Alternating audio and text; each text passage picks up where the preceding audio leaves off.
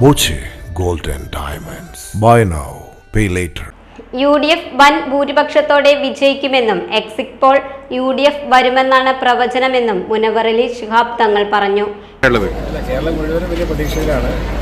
UDF തിരിച്ചു വരും എന്നുള്ള വലിയ പ്രതീക്ഷ എല്ലാവരിലുമുണ്ട്. എക്സിറ്റ് പോൾ അത് ഏകദേശം സൂചിപ്പിച്ചു കഴിഞ്ഞു. ഇന്നേരം ഒരു സർക്കാർ വിരുദ്ധ ഒരു വികാരം ഇവിടെ പ്രകടമാവും എന്നതിൽ യാതൊരു വിഷയമില്ല. എന്തായാലും കേരളം ഒരു ജീവിതത്തിലേക്ക് പോകണം, അതിനനുസരിച്ചുള്ള മാറ്റങ്ങൾ വേണം. മാറ്റങ്ങൾ ജനങ്ങൾ ആഗ്രഹിക്കുന്നു.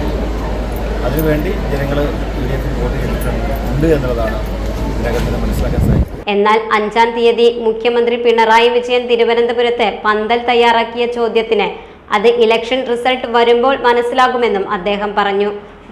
റിസൾട്ട് വന്നാൽ മനസ്സിലാകുമല്ലോ. ദേശമംഗലം തലശ്ശേരി MAS ബനാത്ത് യത്തീംഖാനയിൽ മാധ്യമങ്ങളോട് സംസാരിക്കുകയായിരുന്നു അദ്ദേഹം. Time kids pre school, Mannannur road, Vaniyamkulam.